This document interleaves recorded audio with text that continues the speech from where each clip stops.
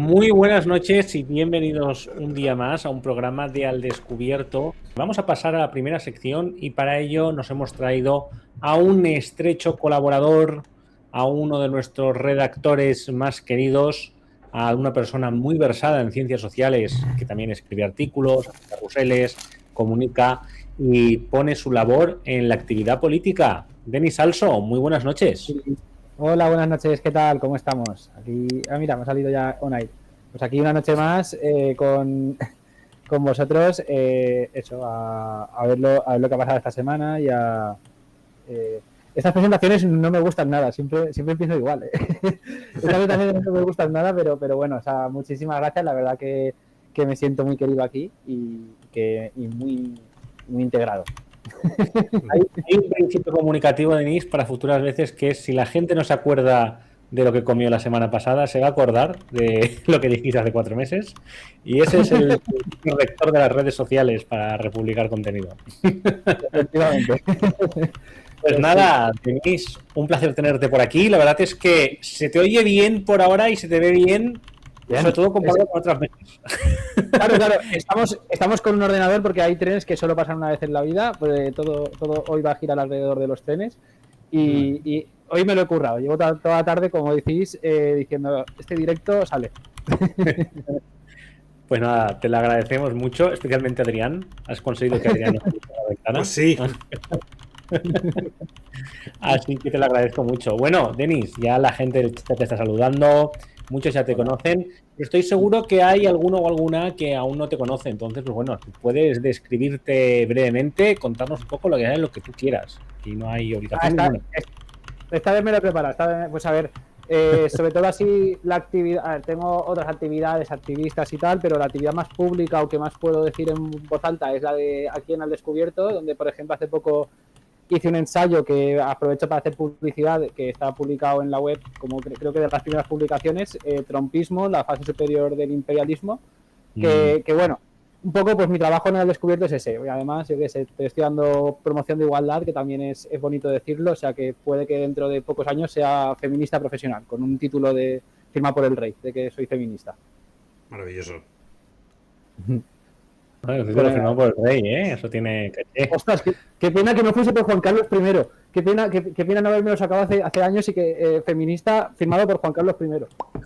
Eso estaría guapísimo. Totalmente. Totalmente. Pues nada, Denis, efectivamente, pues nada, ya sabéis, podéis seguir a Denis en sus cuentas de Instagram, también está dándos por saco en Twitter, y bueno, ya sabéis Mejor en Instagram, ¿verdad?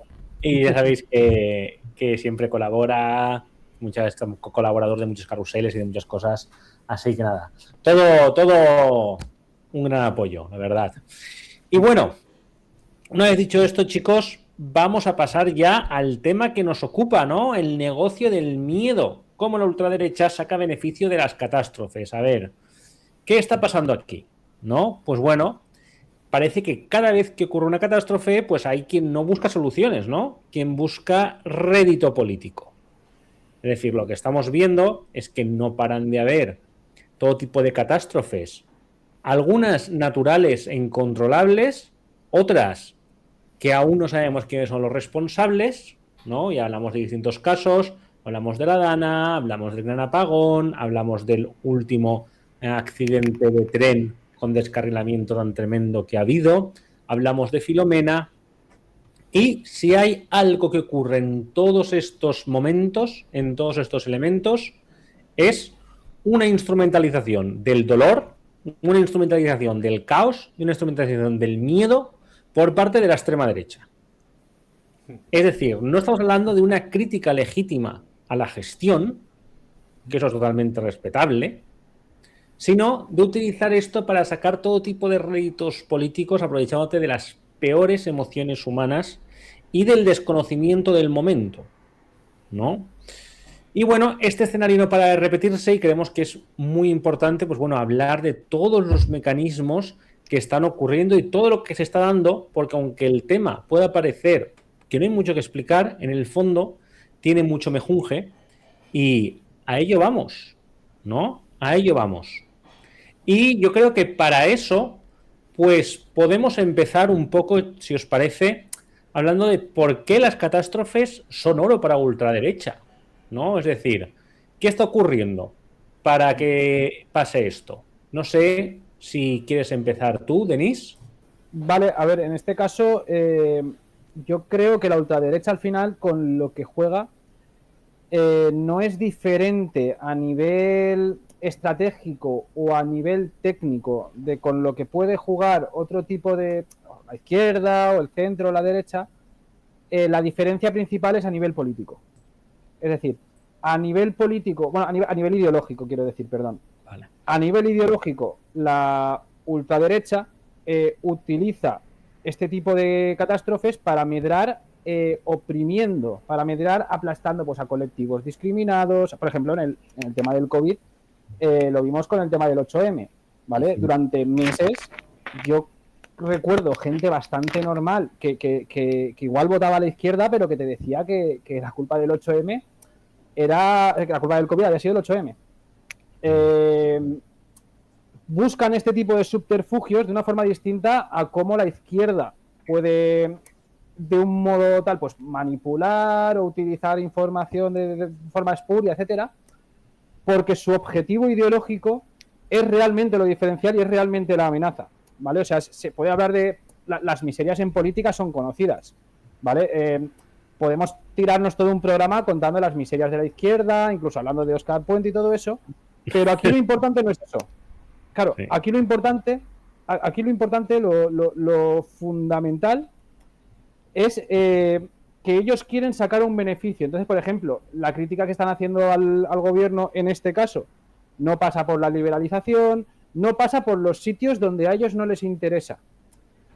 Y ahí es donde creo que está la diferencia entre cómo utilizan ciertas estrategias desde otras perspectivas políticas y cómo las utiliza la otra derecha. Por ejemplo, si utilizamos estrategias de miedo, que eso lo utiliza todo el mundo, para que te vacunes, para que tal, vale, los medios podrán ser una mierda y podrán ser súper criticables y tal, pero el fin es que te vacunes y que no extiendas una pandemia, ¿vale? Entonces ahí es donde yo creo que es la diferencia y donde está el verdadero peligro, ¿eh? La política profesional llevada a un marco ideológico que va contra las personas.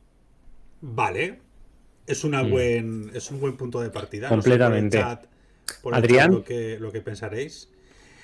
A ver, yo creo que es un asunto un poco más complejo, porque partimos de varios contextos previos, y aquí me voy a poner un poco psicológico, ¿vale?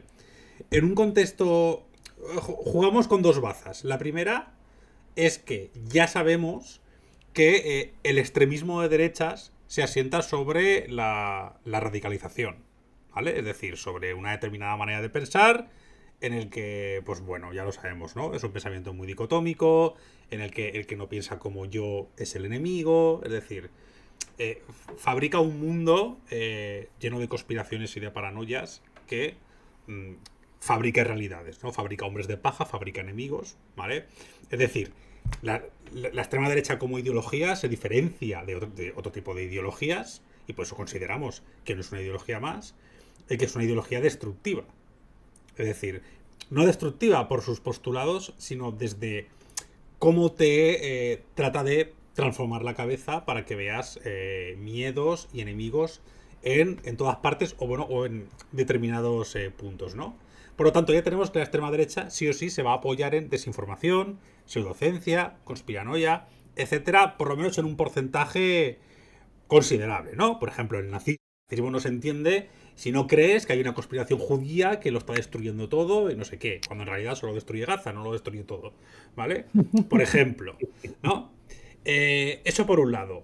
Por otro lado, tenemos la psicología de las personas. Hay bastantes estudios, que por cierto en el vídeo que he subido los he añadido, donde se ve que en contextos de crisis, como por ejemplo la pandemia, pero bueno, en general en todas las crisis se da que la desinformación se difunde de manera más fácil. Es decir, la gente es más emocional, tiene más miedo, tiene menos tiempo y dedica menos tiempo a contrastar la información y es más propensa y más vulnerable a creerse mierdas.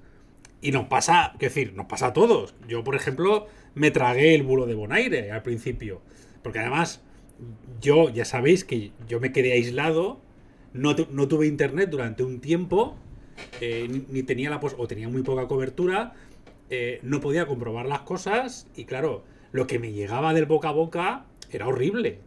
Y al principio, como no tenía manera de contrastarlo, me lo creía. Cuando al final digo, ostras, en verdad me tenía que haber parado. Pero claro, tú lo ves todo a tu alrededor hecho una mierda, pero yo estaba en una zona muy afectada, donde al caminar 3 metros estaba todo inundado. Y claro, eso te impacta y el raciocinio es menor. Sobre todo, vivimos en un mundo además en el que no estamos muy acostumbrados a que hayan catástrofes. Que los latinoamericanos se reían de nosotros cuando el apagón. Aquí, pues cuando pasa algo, se para el mundo. Y eso a nivel psicológico te afecta. Entonces, cuando tú juntas esas dos cosas, ¿vale?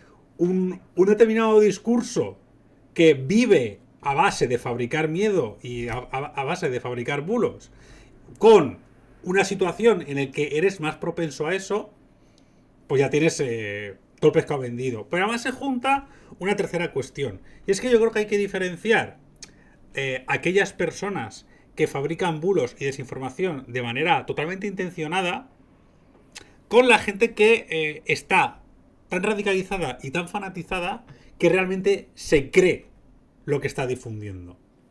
Yo estoy convencido de que hay gente que fabrica las mentiras porque, bueno, no sé, es una psicópata o lo que sea, o porque realmente tiene una estrategia detrás y lo va a justificar. Y no quiero mencionar a ciertas personas que han justificado mentir en una extraña adaptación de la frase el fin justifica los medios, ¿vale? Pero hay gente que está tan metida en su burbuja, tan metida, que se creen que de verdad todas las mentiras que suelta la extrema derecha son ciertas. Y esas personas son especialmente sensibles en tiempo de crisis. Con la pandemia lo hemos visto, ¿vale? Y aquí pongo de ejemplo a la gente antivacunas, los terraplanistas. Esta gente, de verdad, se lo cree. Esta gente se lo cree. Esta gente... estaban juzgando ahora a la enfermera esta que puso 400 vacunas falsas. Y hay un montón de gente aplaudiéndola. Y porque ella se pensaba que estaba salvando vidas. Y se lo sigue pensando. Y la gente que la aplaude también. Entonces son tres cuestiones que cuando confluyen... Joder, cuando lo de Filomena, había una señora que grabó un vídeo quemando una bola de nieve diciendo que la nieve era plástico. Que es que hasta con esto nos engañan. O sea, el nivel de paranoia que puede haber es terrible. Y la extrema derecha saca rédito de esos momentos. Entonces yo creo que eso es fundamental. Y hay estudios que corroboran que esto es así, no me lo invento. Entonces yo creo que fundamentalmente es lo que pasa. Es lo que pasa. Y por supuesto es importante incidir, porque claro, con la gente fanatizada poco podemos hacer, nada más que, pues bueno, yo qué sé, dar una palmadita a la espalda y yo qué sé, desearle lo mejor, que vaya a terapia, lo que sea. Pero con los carroñeros, con la gente que es carroñera y con la gente que simplemente, pues en un momento muy puntual, se lo traga porque tiene miedo y no tiene tiempo de revisar las cosas, ahí sí que podemos hacer algo, ¿no? Que yo creo que es un poco el tema del debate, ¿no? Lo que vamos a tratar aquí. Efectivamente, bueno, hay mucho que tratar, ¿no? Para acabar un poco con esta primera sección, con este patrón, ¿no? Con esto. Yo creo que es importante, porque aquí lo que importa es lo estructural, sobre todo, ¿no? No los casos concretos. Es decir, que estamos todo el rato con cosas que vemos que ocurren en todas partes, ¿no? Cuando hay una catástrofe. ¿Pues por qué? Pues bueno, porque las catástrofes ¿qué generan? Pues generan incertidumbre, generan miedo, generan necesidad de culpables. Y aquí hay una cosa que me parece muy interesante, que es cómo encaja todo esto con el marco de ultraderecha. Porque hay un marco que utilizan mucho y que no habéis comentado, que es cómo esto crea una desconfianza en las instituciones.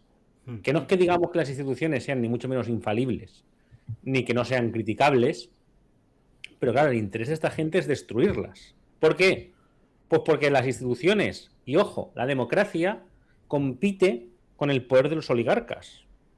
Es decir, la democracia lo que funciona es como un poder que, aunque pueda ser una democracia burguesa, ¿vale?, limita a los multimillonarios, que ya no les vale ni la democracia burguesa. Lo que quieren es acabar con todo porque ellos solo por sí mismos mandarían más. Entonces, claro, todas estas crisis les valen para su argumentario, ¿no? El Estado no funciona, te mienten, ellos te manipulan, solo nosotros decimos la verdad.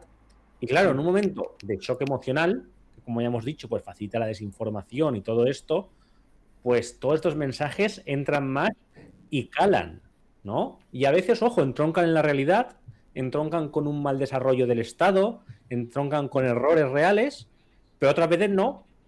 Otras veces primero se siembra que esto ha sido mal porque las instituciones han funcionado y luego resulta que las instituciones no tenían nada o casi nada que ver en ello, o que eran fallos que hasta cierto punto se puede asumir que ocurren en un sistema institucional, incluso que funcione perfectamente, ¿no? Porque estos sistemas son humanos. Pero bueno, no sé si queréis comentar algo más de esto, porque una vez dicho esto me gustaría pasar ya a casos concretos. No sé si hay algo que queréis apuntar, alguna cosita. No, yo creo que lo hemos abordado bastante bien, ¿no?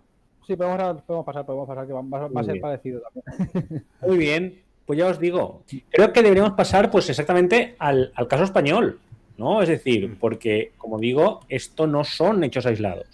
Esto es una estrategia recurrente. Vamos a hablar de dolor.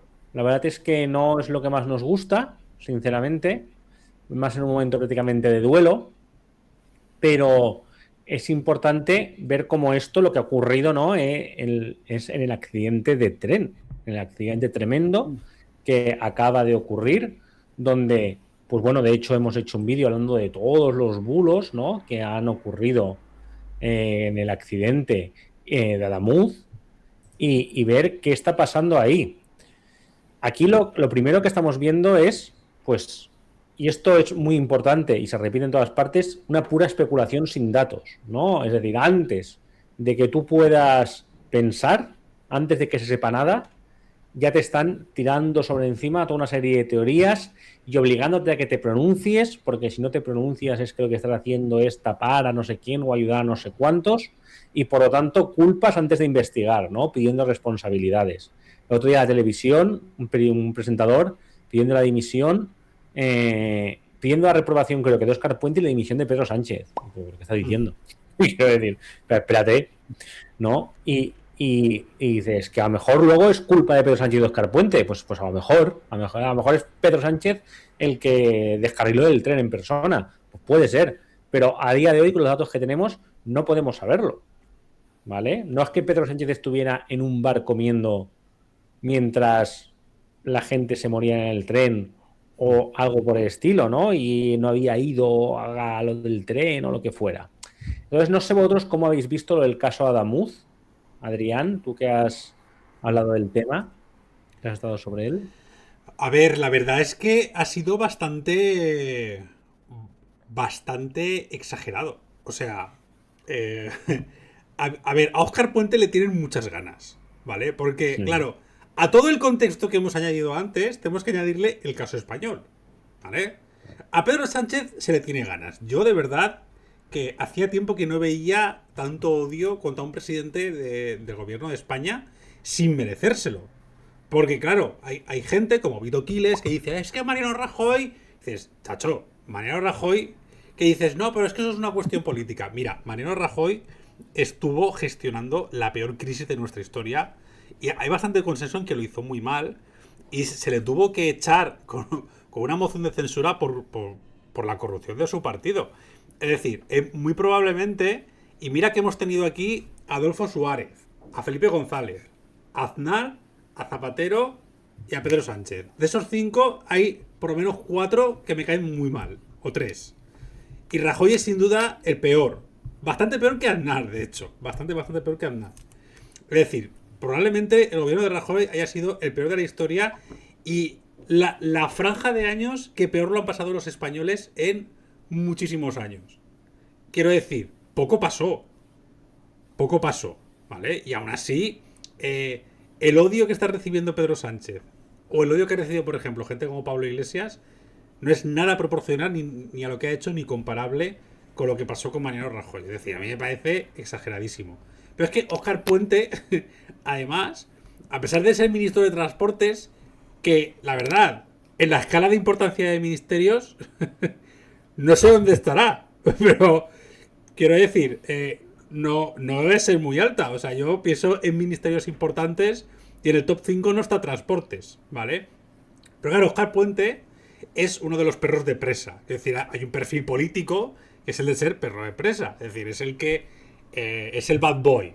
Y el bad boy del gobierno de Pedro Sánchez es Óscar Puente. Porque además entra al trapo con todo, se encara con todo. Y cuidado, no le pises que te parte la cara. O sea, ya está, ¿vale? No voy a entrar a juzgar si eso es bueno o malo, él ya se apañará. Pero se ha granjeado mucha enemistad.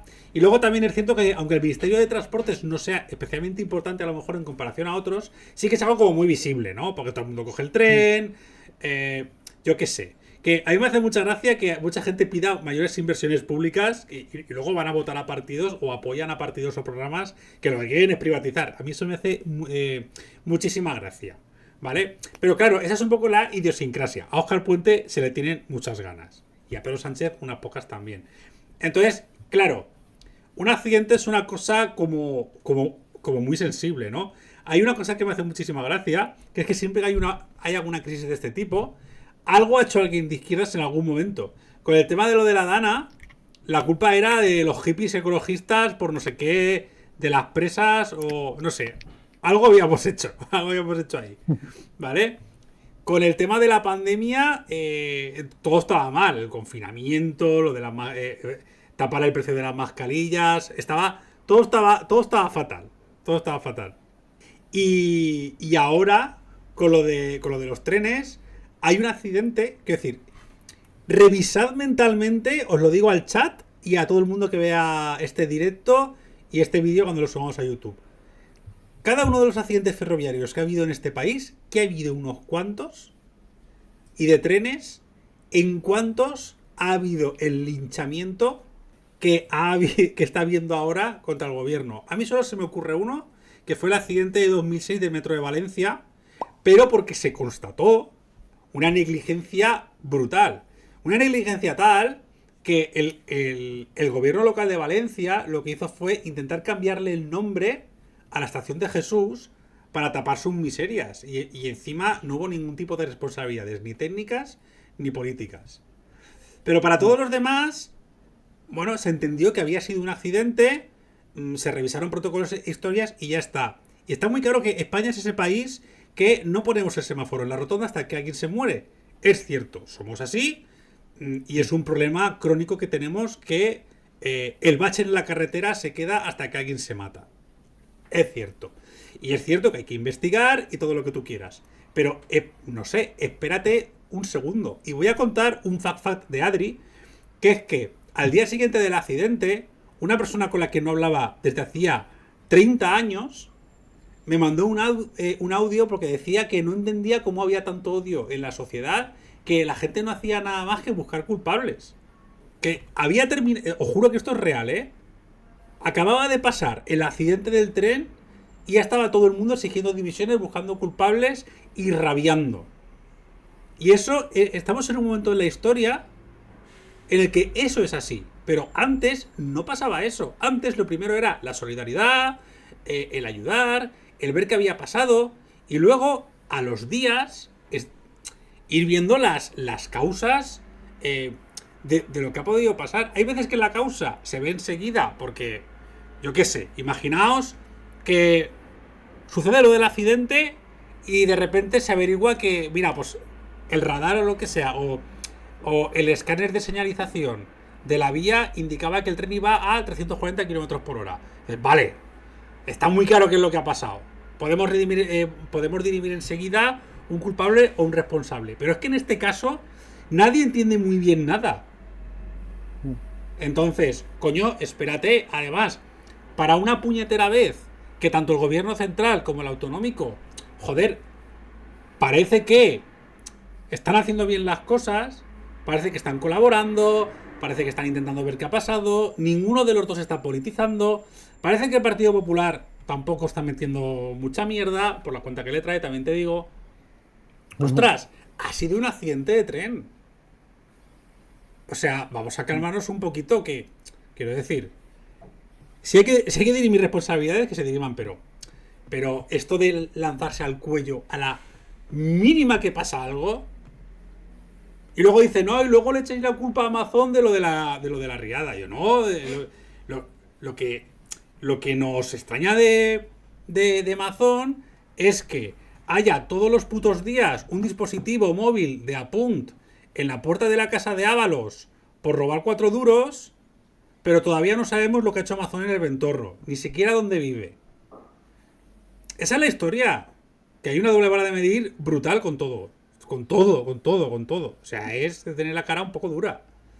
Entonces yo creo que eso es un poco lo que tenemos. Tanto así que es que se les va la olla. Vito Quiles ha tenido que borrar un tuit. Porque una víctima le ha dicho, tío, eres un puto enfermo. Eres una puta rata de cloaca. Y tuvo que borrar el tuit. Porque está de subidito últimamente Vito Quiles. Dices, hombre. Che, es que cuando hablamos de... Cuando hay muertos encima de la mesa... Hostia... Un poquito de precaución. Yo sé que es muy goloso utilizar políticamente un accidente. Pero, hombre, yo creo que eso es un poco... En este caso concreto del tren, yo creo que es un poco lo que ha pasado. No sé cómo lo veis vosotros. Sí, yo sí que puedo... A ver, bueno, yo puedo diferir un poco en una parte, pero primero quería contestar un poco a lo de la ultraderecha, de cómo la ultraderecha utiliza esto. Yo veo 3 planos, ¿vale? Que si veis que estoy ensayando, ¿vale? No es algo que haya estudiado muy a fondo, pero veo 3 planos. Por una parte, el plano financiero, el plano algorítmico digital, por así llamarlo, y luego el plano de los errores que cometemos nosotros, la gente que está contra la extrema derecha, ¿no? El plano financiero, he escrito un artículo hace poco que lo ha corregido Adrián, que se me ocurra muchísimo corregirlo, el que presenta al principio, de cómo en realidad la ultraderecha no actúa sola, sino que forma parte de un mecanismo global, de una gran estructura capitalista en la que obedece a intereses del capitalismo en expansión, ¿vale? O sea, la ultraderecha, de hecho, proporciona una salida al momento imperialista que estamos viviendo, que dice, vamos a reforzar nuestro imperialismo contra el imperialismo adversario, ¿vale? Ahora explico un poco más. Bueno, eso, la parte financiera, que es un poco más difícil y que eso, que hay que salir del artículo. La parte algorítmica, que es una parte que creo que conocemos todos bastante bien, ¿vale? Hay empresas como Cambridge Analytica, hay empresas de posicionamiento de contenido ahora mismo trabajando para la ultraderecha a nivel mundial, desde Steve Bannon hasta aquí en España, a través de corrientes como Disenso, etcétera, o como Elon Musk comprando Twitter. O sea, es que mires a donde mires en el mundo digital, ahora mismo lo que hay es una colonización total de la ultraderecha de ese campo para precisamente colocar su discurso ahí y que lo veamos. O sea, y eso sí que con esas dos no hay nada que hacer. Bueno, hay que hacer, pero hay a unos niveles muy locos, de ponernos revolucionarios de verdad y ir con cosas que no puedo decir por aquí sin que nos baneen el canal. Contra las dos cosas está muy difícil luchar, ¿vale? Como no expropiemos algoritmos y cosas así, que está ya guapo, está difícil. Y luego la tercera cosa sí que son lo que creo que aprovechar también bien, aparte de esas dos cosas que no son nuestra culpa y que hagamos lo que hagamos, van a estar ahí y van a estar fuertes gracias a eso, sí que un poco los errores que cometemos, ¿vale? Porque, por ejemplo, en esto del tren yo he sobremojado. O sea, en esto del tren hemos sido sometidos como sociedad, no solo la ultraderecha, sino cualquier persona, a un bombardeo de noticias, como dice Adri, con una doble vara de medir evidente, en la que nos enteramos mucho más de los desmanes de unos que de los desmanes de otros. Ahí Adri tiene toda la razón, eso es así. Pero sobre ese ministerio en concreto, porque ese ministerio, no solo ahora, sino toda la historia con Franco y antes de Franco, ese ministerio sí que discrepo con Adri en su importancia, porque es verdad que no es tan vital como un ministerio de Interior, un ministerio de Defensa, que eso sí que son, o Hacienda, tal, que son ministerios vitales.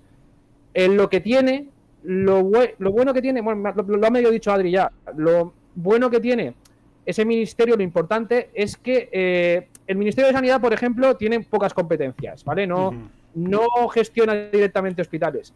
El Ministerio de Fomento es un pulpo político, es un factotum que te permite estar en todas partes, y de hecho por eso casi todas las grandes tramas de corrupción se han llevado a través del Ministerio de Fomento.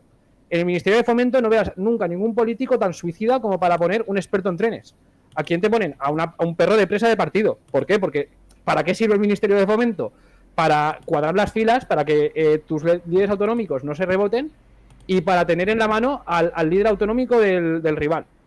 ¿Vale? Y ahí es donde creo que lo tenemos difícil, ¿vale? Porque ahí el relato lo tienen ellos muy fácil en recordar a Jessica, en que es muy difícil acceder a los datos de la inversión durante el periodo de Ábalos por la cuenta que les trae.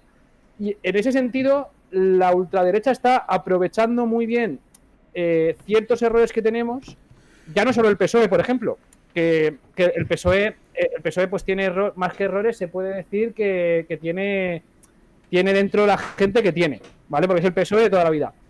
Pero a veces cerrar nosotros filas con el PSOE y cerrar nosotros filas con el poder, no permitimos que crezca un relato alternativo al poder, ¿vale? Y entonces, claro, si yo para leer lo que ha hecho mal el poder me tengo que ir a The Objective, me tengo que ir a OK Diario, me tengo que ir a tal, para hacer un ejemplo. Y ya hemos perdido a Denis. Pero ha durado bastante. ha durado bastante. Yo pensaba que caería antes. Ha durado, a ver, 30 minutos. Está bien. Vale, no. No. ¿Dónde me he quedado? Nada, ya acabando elaborar al poder. Exacto. Vale. Pues eso, que al final nosotros tenemos que... O sea, al final Ponte donde también estabas. Encuádrate bien. Vale, perdón. Es importante que la izquierda tenga un relato alternativo al poder, o que la izquierda, o que el antifascismo, como lo queramos llamar, tenga un relato alternativo al poder y tenga un relato crítico con el poder. Por ejemplo, en este caso, en el del tren en concreto, es verdad que coger y lanzarse a decir Ábalos, Puente cabrón, dimite, no sé qué, de golpe, sin tener un buen relato construido de lo que pasa con el tren, es prematuro. Sin embargo, sí que es verdad que, por ejemplo, el gobierno está intentando un poco juntar lo que son las causas técnicas con las causas políticas. Y son dos planos que actúan un poco independientes. Es decir, hay bastantes escenarios técnicos en los que... hay muy pocos escenarios técnicos en los que no se pueda encontrar una responsabilidad directa del ministerio dentro de lo que ha pasado aquí. O sea, si ha habido un problema en las vías, es un problema de mantenimiento, responsabilidad del ministerio. Si ha habido un problema en el tren, es un problema de la liberalización, responsabilidad del ministerio. Ojo, del PP y del PSOE. Que no se olvide esto, que a veces parece que esto es cosa de Puente y no. Tanto el mantenimiento como la liberalización, cosa de todos los ministerios que han pasado. Que se lo tenga que comer Puente ahora, pues me parece justo. Pero no es cosa de Puente, o sea, es cosa de hecho, de antes y el de antes. Voy a añadir un inciso muy breve. Porque claro, yo parece que no, pero hablo con gente que sabe de estas cosas. Y he estado viendo mucho las reivindicaciones de los sindicatos, que por cierto van a manifestarse, y yo creo que les debemos apoyar, porque aquí nadie está negando, y estoy muy de acuerdo contigo, Denis, evidentemente a toda la red ferroviaria le falta inversión, eso está muy claro. Y el tema de la liberalización ha podido tener alguna ventaja seguramente, por ejemplo, precios más baratos, puede ser, que los podía haber fijado públicamente, sí, pero bueno, puede ser que haya tenido alguna ventaja, pero es verdad que en líneas generales a mí me parece un desastre, porque de repente circulan de 60 trenes, hemos pasado a que circulen 300 y la inversión no ha estado a la altura. Eso está claro. Y también está el asunto de que las inversiones en la red ferroviaria son a muy largo plazo. Es decir, nosotros ahora estamos sufriendo las consecuencias de toda la caída de la inversión y del mantenimiento que ha sufrido la red viaria desde la crisis. De hecho, la época en la que más se invirtió fue la época de José Luis Rodríguez Zapatero. Ahí hubo un pic enorme de inversiones en en infraestructura, que además se explica en muy buena medida por obra nueva que se hizo, es decir, la implantación de las nuevas redes, es decir, de hecho, la alta velocidad fue una de las banderas de Zapatero. Y la inversión cayó brutalmente con Rajoy hasta prácticamente 2021. Y ahora estamos sufriendo las consecuencias de esa falta de inversión. Ahora es cuando, y lo reconocen los propios sindicatos, cuando el gobierno de España se está poniendo al día. Pero no se va a terminar de poner al día hasta el año 2027, que es cuando acaba este plan quinquenal, que de hecho que se llama así porque son 5 años, me hizo mucha gracia, este plan quinquenal, y no veremos los frutos seguramente hasta 2030, porque eso tarda. Y es verdad que, joder, es que Renfe y las líneas están siempre en obras. Claro que están siempre en obras, porque la inversión se está llevando a cabo ahora y va a costar un montón. Eso está claro, se tenía que haber hecho mucho antes, y está muy claro que es todo muy deficitario y demás. Pero claro, evidentemente va a haber algún tipo de responsable, pero fíjate, puede haber sido algo tan sencillo como que la empresa a la que se le adjudicó el contrato de mantenimiento igual hizo mal la soldadura. Y a lo mejor en un momento dado la señalización que tiene que detectar que hay alguna imperfección en la vía no lo detectó por lo que fuera. O lo detectó pero al tren no le dio tiempo a frenar. O sea, pueden haber pasado 1000 historias y a lo mejor la culpa es de Irio, la culpa es, o el responsable es el técnico de turno, o a lo mejor es que vete tú a saber, o a lo mejor es culpa de, efectivamente, Óscar Puente o Pedro Sánchez o los gobiernos anteriores por no haber mantenido la vía, y hay una responsabilidad compartida. Está claro la cuestión, y yo creo que ahí evidentemente tenemos que tener un relato alternativo. Pero hombre, de ahí a soltar basura para intentar tumbar al gobierno y así, encima, poner a un partido político que lo que va a hacer es recortar todavía más, pues hombre. Exacto. Hombre, de hecho, muy importante, Vox está súper metido contra el discurso de la liberalización. O sea, está diciendo, no, lo de la crítica a la liberalización es para salvarle el culo al PSOE. Es como, no, perdona. Yo critico la liberalización y critico al PSOE por la liberalización. Es más, que si se descubre que fue la liberalización como tiene toda la pinta, yo quiero que ese señor tome responsabilidades políticas. Pero esa gente, los de Vox y los del PP, están luchando contra ese relato porque no les conviene, porque quieren hacer lo mismo teniendo los mismos accidentes. O peor, que lo mismo, mucho peor. Totalmente. Pues bueno, chicos, yo sé que este es un tema bastante interesante, pero ya hemos consumido casi 30 y pico minutos de esta sección, así que vamos a seguir un poquito adelante, ¿no? Para no dar vueltas a nosotros mismos. Porque además hemos hablado aquí solamente de los accidentes de trenes, yo entiendo que es lo más relevante de lo que ha pasado, pero también hablamos de la Dana, ¿no? Hablamos del gran apagón, hablamos de Filomena y hablamos de cosas que se repiten, ¿no? El rollo... ¿Qué podemos ver? ¿Qué patrones comunes hay? Pues hay una simplificación extrema del discurso, hay que señalar culpables de manera inmediata, se utilizan imágenes fuera de contexto, se utilizan mensajes informales, emocionales, antes que informativos, y por supuesto pues vemos lo de siempre, ¿no? Bulos sobre ayudas en la inmigración, en el caso de la Dana, ¿no? Mensajes de España se cae a pedazos, también pasó con el gran apagón, ha pasado con lo del tren, teorías conspirativas inmediatas y, por supuesto, pues el uso del caos para atacar pues servicios públicos, atacar gobiernos, narrativas de incompetencia total, etcétera, etcétera, ¿no? Algo que se repite. Y aquí podríamos ir un poco a lo siguiente, ¿no? ¿Cómo comunica la ultraderecha en épocas de crisis? ¿Cómo ocurre, ¿no? ¿Qué ocurre? ¿Qué dice? ¿Cómo lo dice? Yo creo que hay un principio súper importante con esto. Velocidad antes que veracidad. Lo importante es vender un relato de la manera que sea. De la manera que sea y cuanto más rápido mejor. Y para ello, ¿qué utilizan? Pues vídeos muy impactantes, testimonios parciales, frases cortas y contundentes, los típicos lenguajes, ¿no? Nos ocultan la verdad, lo que los medios callan. Esto no lo vas a ver en la televisión. La información secreta la tienen ellos. Y para ello, pues además utilizan toda una serie de canales, ¿no? Canales que conocemos bien, canales de Telegram, redes sociales, a los influencers antisistema. Aquí la cosa es que no buscan explicar lo ocurrido. Lo que buscan claramente es reforzar una visión del mundo. No sé, ¿qué pensáis vosotros un poco de cómo comunica la extrema derecha en estos momentos de crisis? Mal.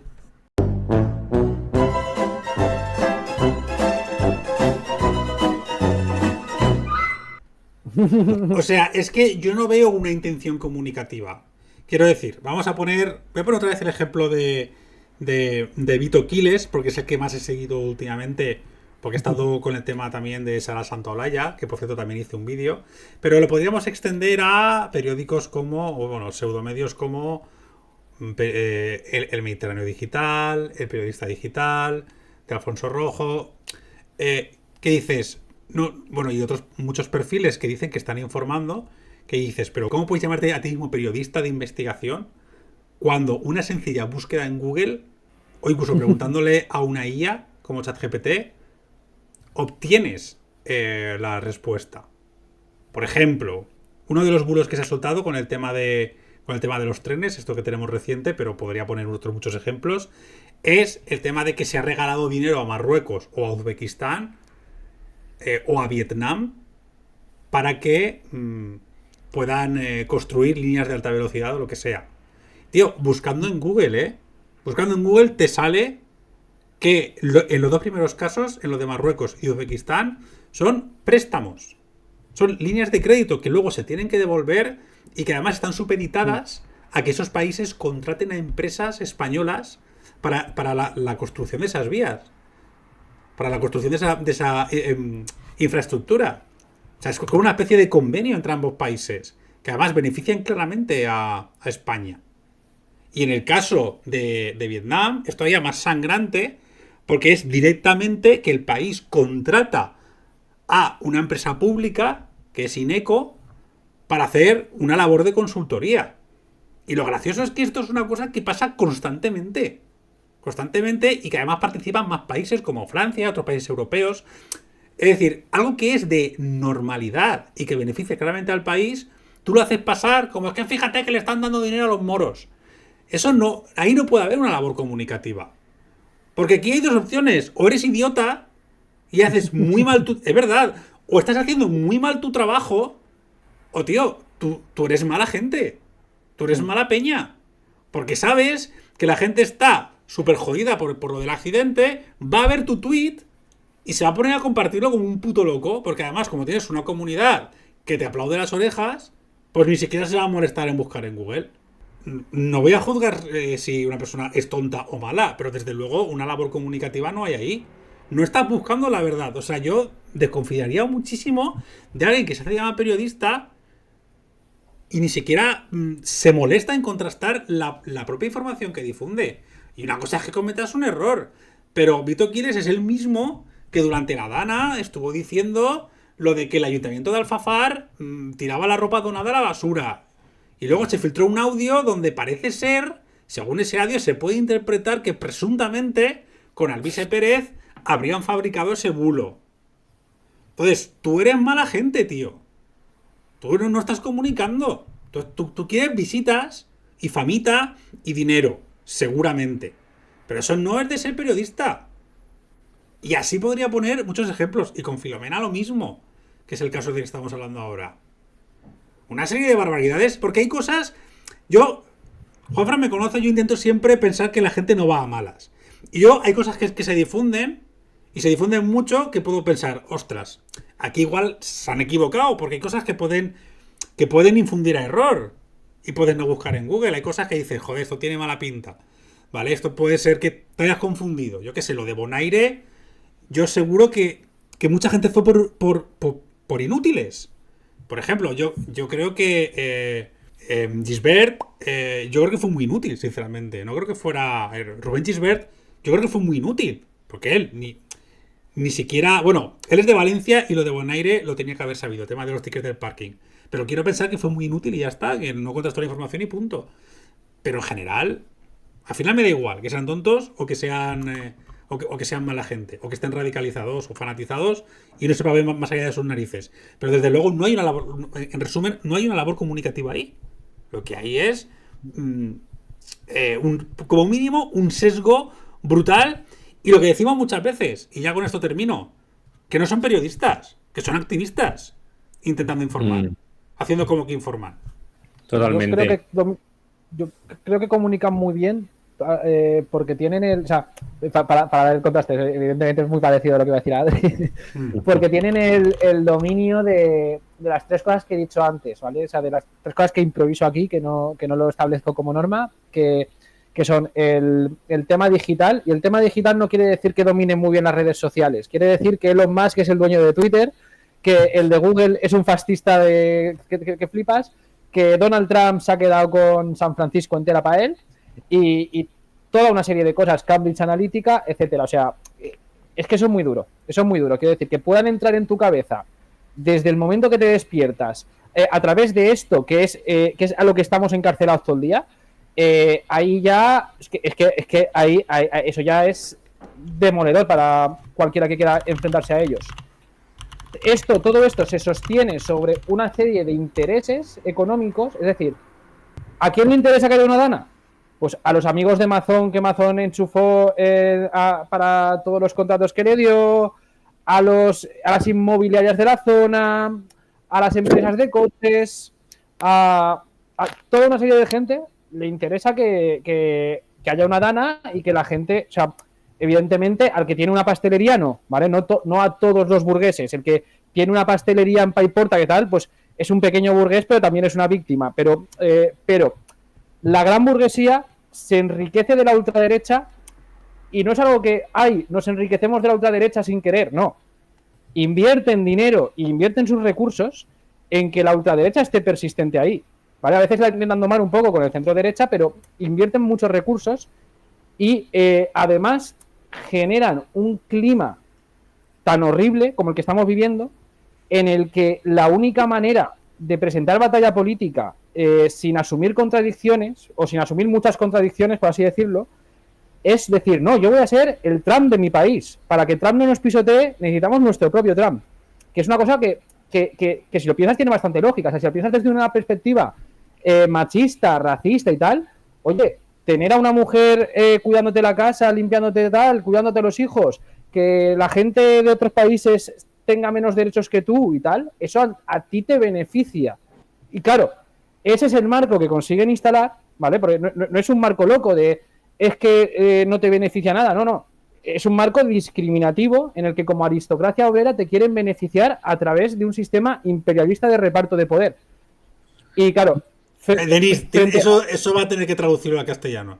Claro, te estás yendo mucho, pero no estoy muy de acuerdo, ¿eh? Yo diría que Donald Trump, o sea, ha conseguido enemistarse con todo el planeta. O sea, yo no creo que ahora la gente esté con la labor de que lo que necesitamos son muchos Trumps. No. Quiero decir que la ultraderecha lo que te propone es, para que no haya un Donald Trump, tiene que haber un Abascal en España. O sea, claro, pero yo creo que un Putin, por ejemplo. Sí. Por ejemplo, si nos gusta más. O el iraní, o el chino. Un líder fuerte. Efectivamente, a eso me refiero. Sí. Claro, sí, eso sí. Eso puede intentarlo. Yo creo que Trump, no sé si descarta un poco ese marco, ¿no? Porque la verdad es que si todos los líderes dijeran, ya estamos viendo que es el America First, ¿no? El America First es que América va a ir por delante de todo el mundo, y si puede se va a quedar tu país, que es para él. Claro. America First. Entonces no parece que que todo el mundo diga lo mío first. Es una buena idea, porque al final nos acabamos todos sin ojos. Yo, sinceramente, creo que Donald Trump está haciendo una gran labor para legitimar a toda ultraderecha internacional. Eso también. Pero entiendo tu marco y quieres transmitir, la verdad. Yo, sinceramente, creo que tiene una potencia comunicativa muy grande. No estoy tampoco de acuerdo del todo con Adrián, porque sí, bueno, no considera comunicar, es cierto, pero en la época de la realidad líquida, ¿no? Que todo ocurre y nada importa mucho, ¿no? Porque estás preocupado por lo que pasó ayer, pero mañana ocurre algo peor que te quita totalmente el foco. Lo que hacen es muy eficiente, porque a ti no te da tiempo de pensar, no te da tiempo a preocuparte en el fondo, te da tiempo a preocuparte de manera muy superficial, porque los hechos pasan a tal velocidad que al final lo único que puedes hacer muchas veces es desconectar. Y claro, ellos tienen todos unos mecanismos sostenidos por un montón de dinero, por supuesto, por un montón de fundaciones, medios de comunicación, influencers, que consiguen que en el momento donde ocurre algo, ser capaces de comunicar de manera coordinada sobre un tema, repitiendo sus eslóganes. Y eso, claro, es muy potente porque copan la comunicación en ese instante. Y como ahora en esta sociedad parece que lo único que existe es el instante, porque si no lo comunicas ya, mañana ya está hablando de otro tema totalmente diferente, o estamos en otro punto, pues claro, tienen una gran ventaja. Una ventaja que es muy difícil de replicar, ya que para eso tienen a las personas más ricas del mundo detrás apoyándoles. Y una vez dicho esto de cómo comunica la extrema derecha, yo creo que no podemos entender cómo comunica la extrema derecha sin hablar de bulos, sin hablar de conspiraciones y sin hablar de monetización del miedo. Porque la desinformación, al fin y al cabo, tiene varios objetivos, ¿no? Uno de los objetivos clave es no que te creas su versión, sino que no puedas creer que nada es una realidad cierta, ¿no? Es decir, que tú no puedas decir, no tengo muy claro cuál es la realidad, ¿vale? Porque hay tantas versiones. Esto es uno de los primeros objetivos de la desinformación. Pero sobre todo es el beneficio. Y el beneficio es que es muy amplio. Hablamos de crecimiento de seguidores, hablamos de tráfico a webs y canales, hablamos de donaciones, de consolidación del liderazgo político mediático. El miedo es el motor del engagement que utilizan. ¿Qué pensáis vosotros de estos temas? ¿Qué pensáis del tema de los bulos, de las conspiraciones, de la maldición del miedo? Está guapo. Tenemos que hacer una... Vale, Denis ha puesto una cara de malo que flipas. Tenemos... Me has mirado de repente como diciendo... Monetizar el miedo. Monetizar el miedo. No había caído. Está guapo en el sentido de que podríamos hacer algún día un directo de conspiraciones que hace tiempo que no hacemos. En su momento yo estaba como muy metido en todo ese mundo porque me gustaba mucho ver... Claro, ahora, después de la pandemia, la verdad es que ha bajado un poco el tema. Ha bajado mucho. QAnon y todo este rollo, pues ya... O el Pizzagate y toda esta mierda, pues ya no está como muy ahí. Pero es verdad que... mira, una de las... en uno de los muchos diálogos, conversaciones e incluso en alguna entrevista que tuvimos con el autor de Memorias de un ex-nazi, con David Saavedra, y dice, mira, me dijo una cosa que a mí se me quedó, y tiene toda la razón del mundo, que dijo, si pudiera definir de alguna manera a la extrema derecha, sería con la palabra conspiración. Y dices, porque sin eso no tiene sentido nada. Nada de la burbuja que tienen montada. Porque esa conspiración es la que deforma la realidad para construir aquella sobre la cual puedes asentar el envoltorio, que es la ideología. Y a partir de ahí ya, pues el discurso y todo lo demás.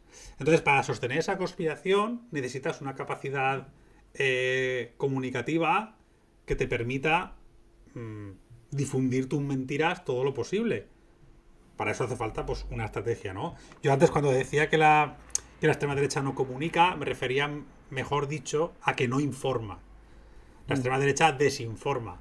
Pero claro que comunica, es decir, son buenos comunicando, ¿vale? No lo han sido en todas las épocas de la historia, pero en el momento en el que les ha ido bien, una de las claves ha sido que han sabido articular un discurso y una estrategia comunicativa que les ha funcionado, como está pasando ahora.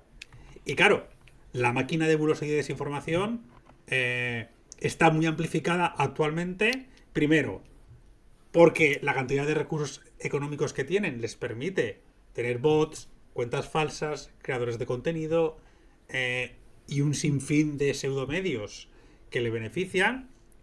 Y luego, por otro lado, es que, como has dicho, Juanfran, es que ganan pasta con ello, ¿vale? Por eso se les llama también, se les ha llamado monetizadores del odio, porque es que ganan dinero.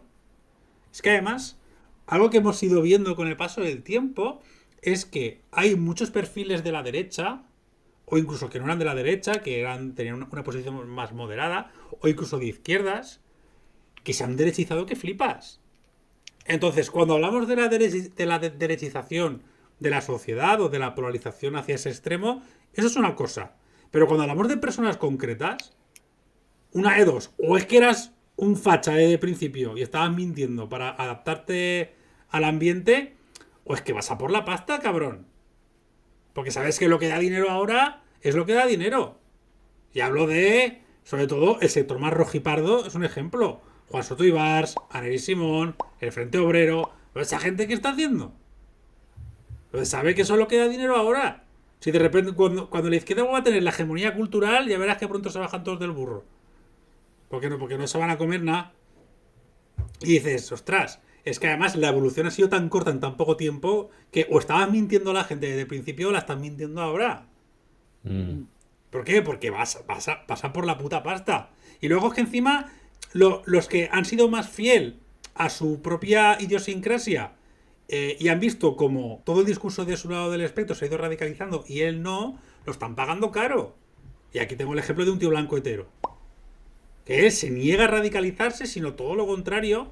Él intenta, dentro de su ámbito, ser más moderado y... Que va a rachas, ¿eh? Va a rachas. Hay vídeos que de repente se vuelve loco y otros los que de repente pide moderación. Claro. ¿Pero por qué hace eso? Porque sabe que tiene una comunidad y tiene un público y porque, joder, es que está viviendo de eso, no me jodas. Están viviendo de eso, están viviendo de monetizar todo ese tipo de contenido. Y ahí está la pasta, vamos, es que está clarísimo. No paran de salir perfiles y organizaciones y grupos. Claro, por supuesto, está alimentado por el hecho de que ahora pues ese discurso pues está creciendo y hay gente que se suma y es lícito, pero otra parte que dice, jaja, esta es la mía. Y eso también pasa a nivel político. Entonces, la desinformación y los bulos venden. Hay mucha gente por ahí que la gente se piensa que es súper activista y súper militante y dice, pues este tío está ganando una pasta con esto. Y ojo, que de esto no es único de la extrema derecha, ojo. Obviamente, lo que pasa que es porque lo estamos... Es decir, muchas de las cosas que decimos aquí, como el tema de desinformar, mentir, bulos, ir a por la pasta, de eso hay en todas partes. Pero de la extrema derecha tiene eso por bandera. Es una cosa increíble la falta de escrúpulos que tienen algunas de estas personas. Que dices, joder, es que este tío vendería su madre. Es increíble. Y yo qué sé, es que... eso explica también muy buena parte de todo esto. Porque además, joder, es que todo lo alimenta los algoritmos, las redes sociales, la pasta que ponen detrás. Entonces, claro.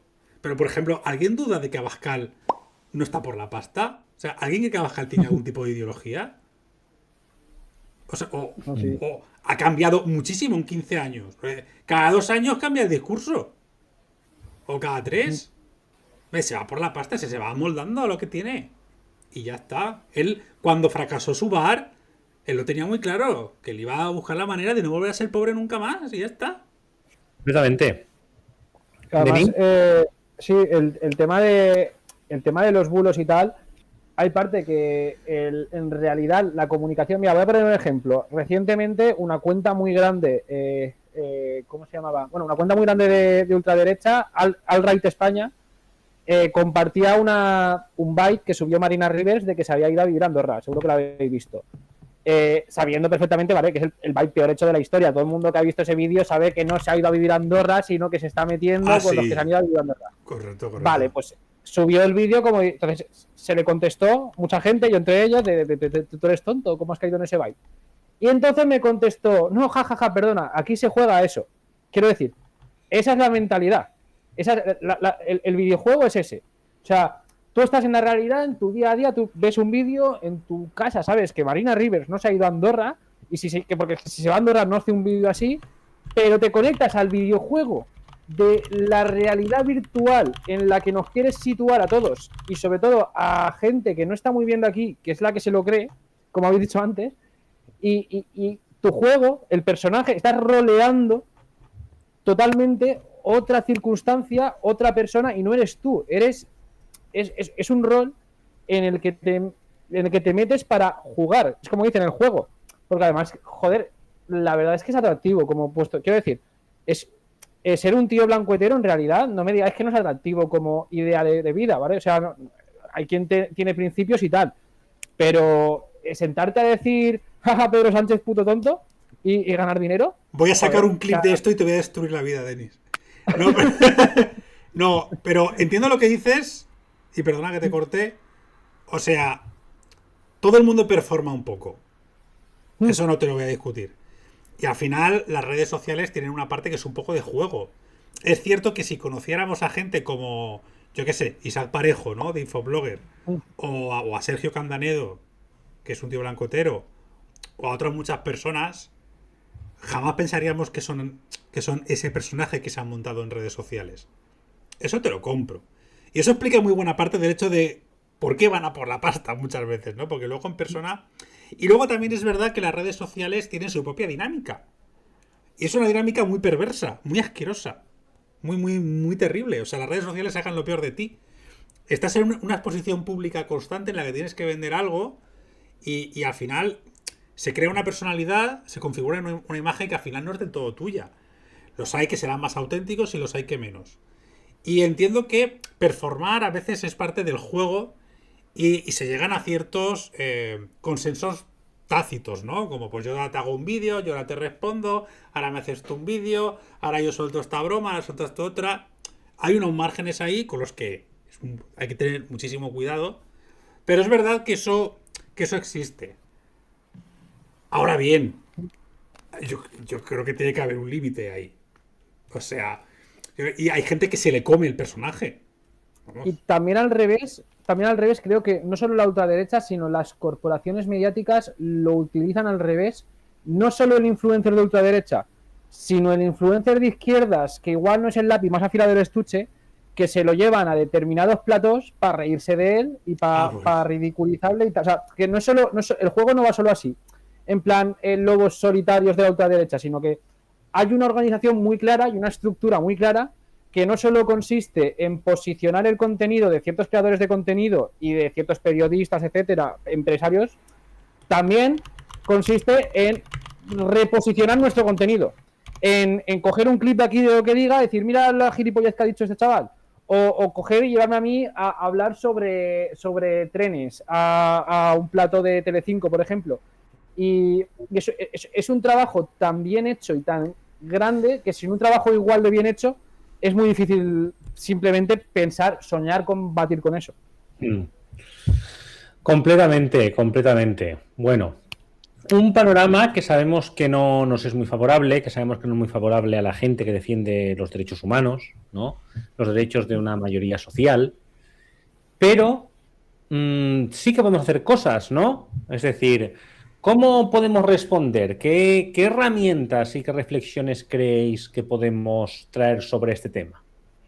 ¿No? Porque yo creo que tenemos que responder sin amplificar el miedo, ¿no? Y el alarmismo, sin amplificar un poco el terror de las primeras horas.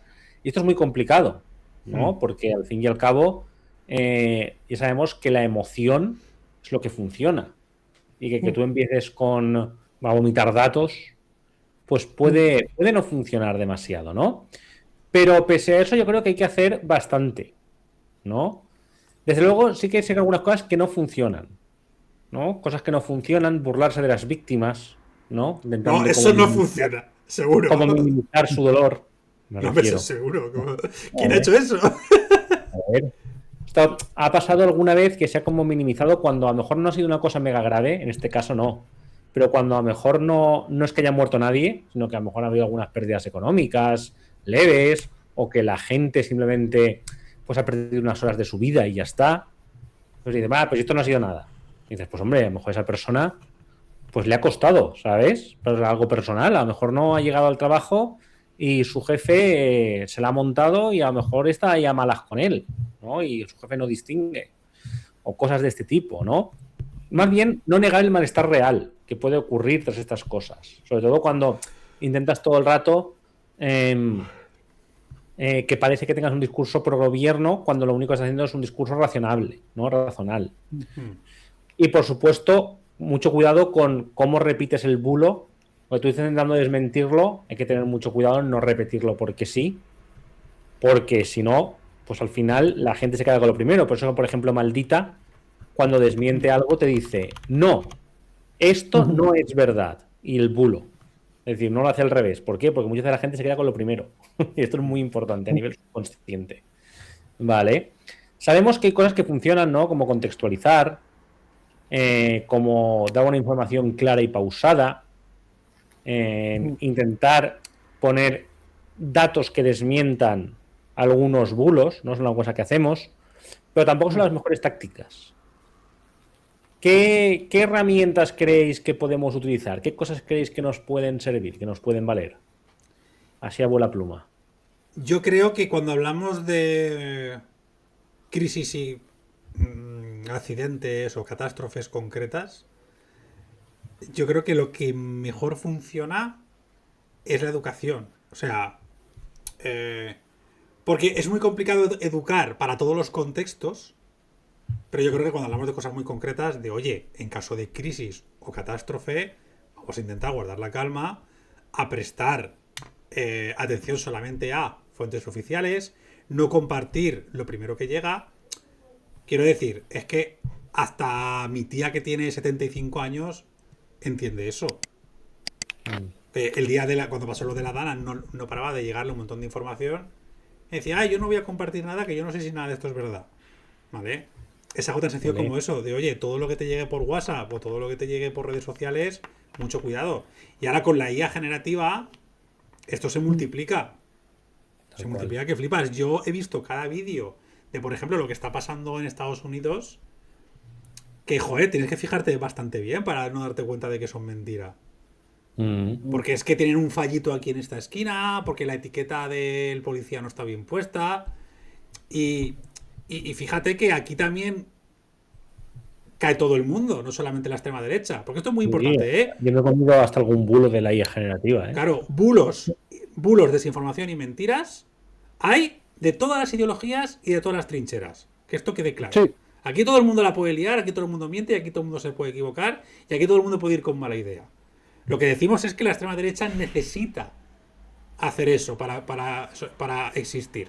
Es decir, se asienta sobre la mentira, sobre la conspiración, sobre la pseudociencia, mientras que el resto de ideologías, ni la derecha ni la izquierda, hace eso. No, lo pueden hacer, pero no lo necesita para sobrevivir. O sea, pueden comunicar con honestidad y con sinceridad sin necesidad de apuntar a su ideología con que vienen los aliens, ¿vale? Para que nos entendamos, ¿no? Por exagerarlo un poco.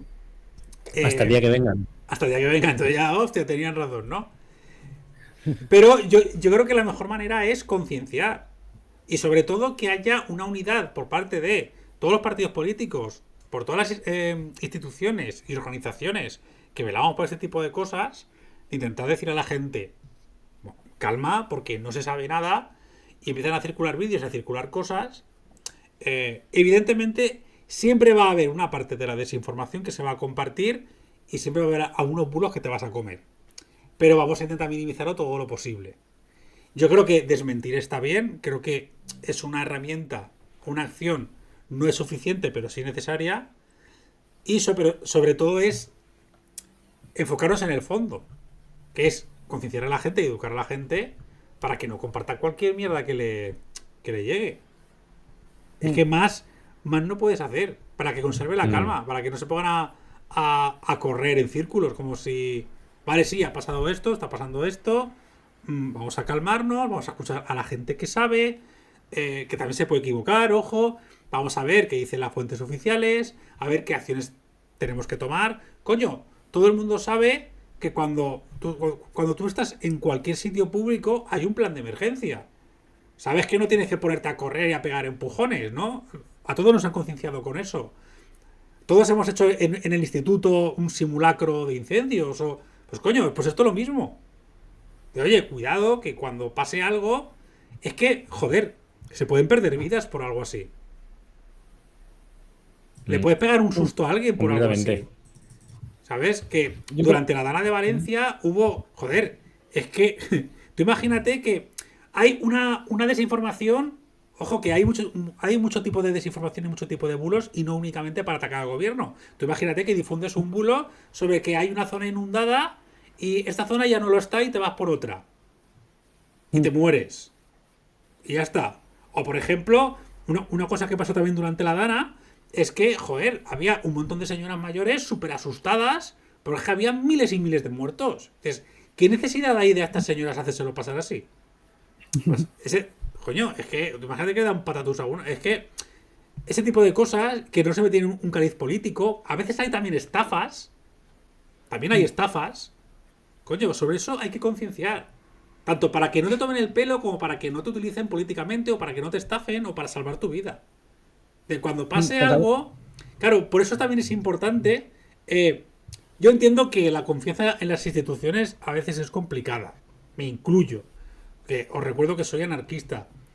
Pero coño, cuando hay un problema, hay que hacer. Lo siento mucho, hay que hacer caso a los bomberos, a la policía, a las instituciones públicas que se encargan de algo concreto, como en el caso de una catástrofe climática, pues a la EMET. En el caso de transporte público, pues a ADIF. Que seguro que se equivocan, pero tienen más datos que tú. Y quienes trabajan ahí son funcionarios públicos. No te van a mentir porque yes. Y si hacemos eso, yo creo que será mucho mejor que hacerle caso al Vito Quiles de turno. ¿Qué quieres que te diga? Respecto al tema de cómo combatir los bulos, como todo de cómo combatir la ultraderecha es algo que no sabemos, pero sí que podemos saber muchas de las cosas que ha dicho Adri, creo que van en esa línea, cómo no hacerlo. O sea, qué no hacer para eso, ¿no? Y en ese caso, yo creo que hay cosas que se están hablando también en otros círculos, o sea, círculos progresistas y no tan progresistas, de, por ejemplo, que los intereses políticos, incluso los nuestros, saquen un poco las zarpas de la lucha contra la desinformación. ¿A qué me refiero? Leo, por ejemplo, literal, Diario El Plural. La ultraderecha reactiva su maquinaria de bulos tras la tragedia de Ademuz. Del dinero a Marruecos, que es un bulo, claramente, a las prostitutas en Adif. Vamos a ver una cosa. el dinero de Marruecos está claro que es un bulo. Pero lo de las prostitutas en Adif pasó. Es algo que está judicializado. ¿Qué pasa aquí? Que a veces... no miro a nadie porque no son todos los partidos iguales, hay algunos partidos que lo hacen más que otros, se han abonado muy fácil a que, oye, aquí la gente me defiende si digo que toda la crítica que me hacen es un bulo. Y no es así. Y no solo eso, por ejemplo, nosotros, yo creo que una cosa que hacemos muy bien al descubierto, que nos filtramos muchísimo entre nosotros, en plan, discutimos muchísimo, debatimos cómo hacer la cosa lo más neutral y lo más mayoritaria posible. Por ejemplo, el carrusel este que hemos hecho de los bulos del tren. ¿Cómo surgió? Surgió de que vimos material parecido en Instagram, pero que era material muy, muy progubernamental, que era material como el PSOE lo ha hecho mal, bulo, lo ha hecho fenomenal. No es así, no es así. Y yo creo que eso es lo que genera cierto rechazo y genera hasta cierta ridiculización del tema de combatir los bulos. Por eso yo creo que el trabajo que hacemos en El Descubierto, que no nos dependemos de ningún partido, que de hecho somos un poco molestos para todos, que llegamos y hablamos las cosas y, oye, no vamos a hacer un carrusel que le salve la cara al gobierno si el gobierno lo ha hecho mal. Ese tipo de cosas es importante para combatir la desinformación, porque hay que combatirla de forma amplia, hay que combatirla no de forma amplia en el sentido de todos son iguales, sino en el sentido de, tío, si yo te estoy diciendo que combatamos la desinformación, no me lo embarres, no me metas desinformación en el combate de la desinformación, porque si no, contribuimos a su juego de que nada valga nada y de que todo sea mentira. Yo me voy a limitar a decir que si esto es mentira, te lo digo. Y ¿cuántos comentarios nos han puesto en esa publicación y todo de que estamos con el gobierno? No, perdona. Yo estoy desde que pasó lo del tren cagándome en el gobierno y diciendo todos los días, tío, el gobierno lo ha hecho fatal, pero eso es mentira. Todas estas cosas que estáis contando de que si Marruecos, que si no sé qué, son mentiras. O sea, claro. No es verdad. Claro, hay una realidad. Otro ejemplo muy claro de lo que estás diciendo fue el tema de cuando fueron las elecciones en Venezuela. Anda que no hubo desinformación y bulos sobre las elecciones para justificar que Maduro las había falseado. Que yo no sé si Maduro ha falseado o no las elecciones. No sé cómo quedó aquello, porque cae fuera del rango del descubierto muchas cuestiones. Claro, pero se difundieron, yo qué sé, incluso suponiendo que fuera verdad que el gobierno de Nicolás Maduro haya falseado las elecciones y demás, es que el 60 o el 70% de la información que intentaba justificar que eso había sido así era mentira. Que al final dices, vale, no es, lo que no voy a hacer yo es que, como desde la extrema derecha se está diciendo falsedades, voy a convertir esto en una guerra de si no estás conmigo, estás contra mí. Cuando no. La guerra es contra la desinformación. No es una cuestión de elegir bandos. No es una cuestión de voy a desmentir esto y por lo tanto estoy con Maduro. No se trata de eso. El tema es, joder, si de verdad han falseado las elecciones, ¿por qué cojones necesitas estar mintiendo todo el puto rato? Claro, es que dices, joder, ¿es verdad que las han falseado? Pues se deja de mentir, deja de soltar mierda. ¿Es verdad que la culpa de lo del tren es de Óscar Puente? Pues ya saldrá, hijo mío. O sea, no hace falta que te inventes que estamos regalando el dinero a Vietnam. Es que no te hace falta.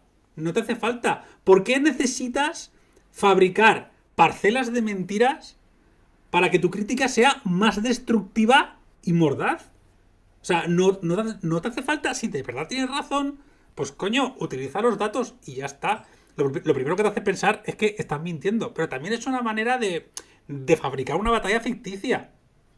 Porque no es una cuestión de o estar con el gobierno o estar en contra del gobierno. A mí el gobierno me la pela.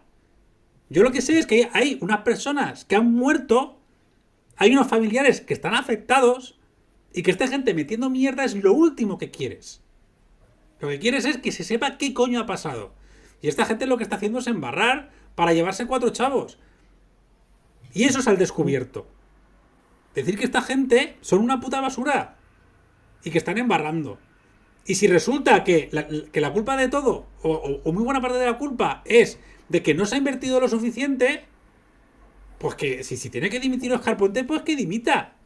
Si yo no sé ni cuál es su segundo apellido. A mí me la pela Óscar Puente, de verdad, me la suda. Ni siquiera me cae bien. Ni siquiera tengo muy claro que un ministro tenga que estar en Twitter diciendo gilipolleces. La verdad es que me la pela Óscar Puente. Solamente me gusta de él que cabrea a los fachas. Ya está. Yo he estado meses utilizando el tren todos los días y todos los días me cagaba en el puto ministro y en la puta Renfe y aquí todos nos cagamos en la puta Renfe. Porque otra cosa no, pero la gente de izquierda nos cagamos en todo constantemente y además en público. Pero coño, ¿hace falta soltar gilipolleces? Sí. Pues no. Pues esa es un poco la reflexión que hago yo. Que sí, que estoy de acuerdo contigo, o sea, en resumen.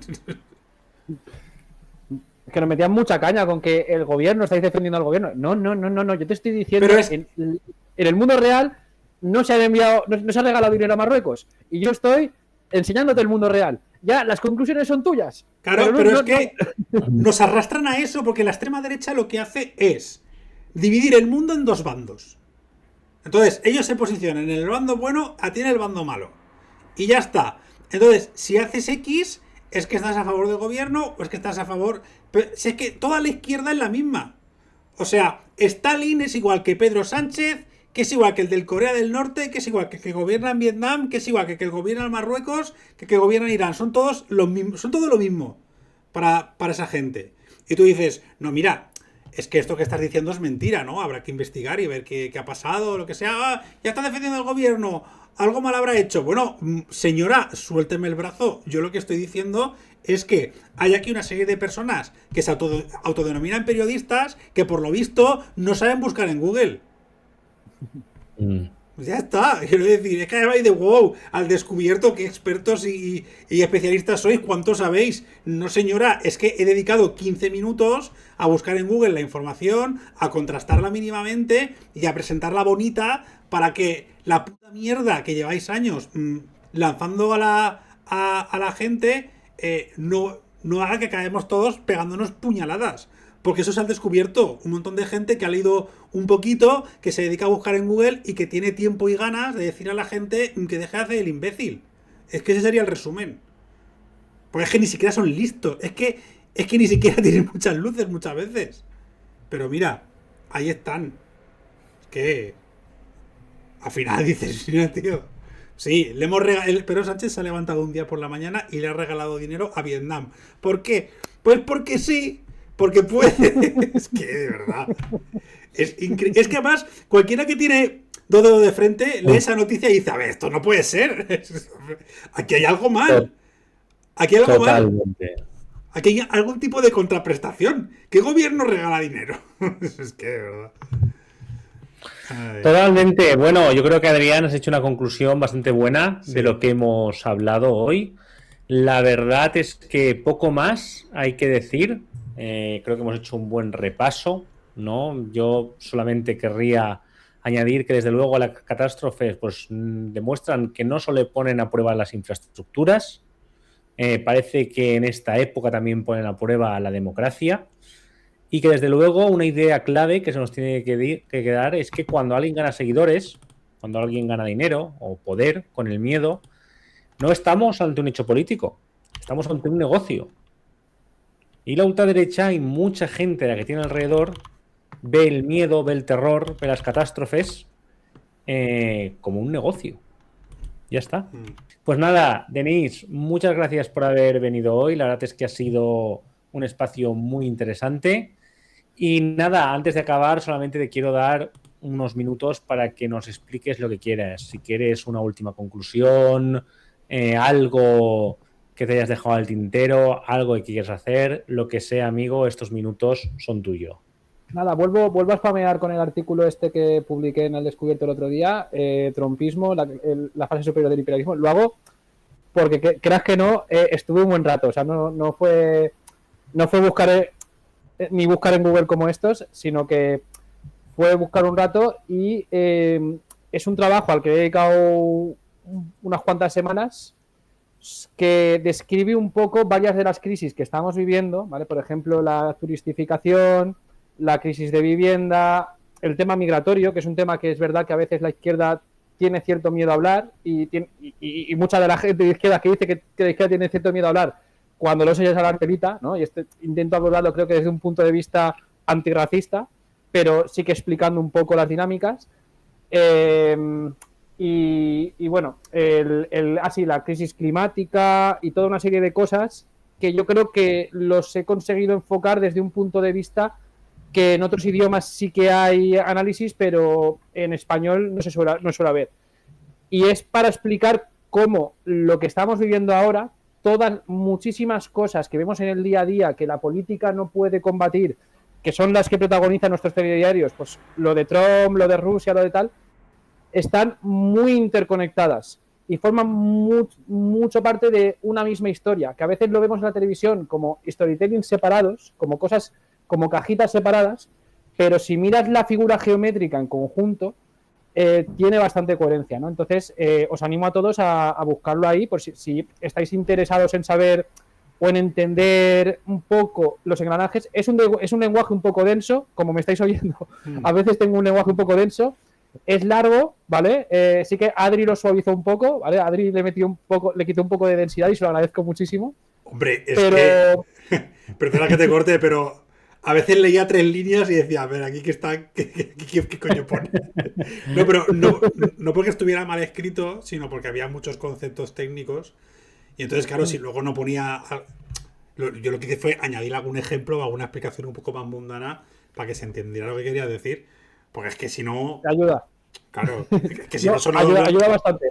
Hombre. Ayuda bastante. Estoy muy contento con la edición y eso, que gracias a la edición de Adri, sobre todo, será mucho más comprensible para vosotros. Yo os recomiendo que lo miréis, que lo compartáis, porque como es mío me gusta que se lea y que, a ver, si es útil, pues aporto eso para el debate político. Pues la verdad es que sí, animamos a la gente a que le eche un vistazo, a que le dé una oportunidad al artículo, porque la verdad es que está muy chulo.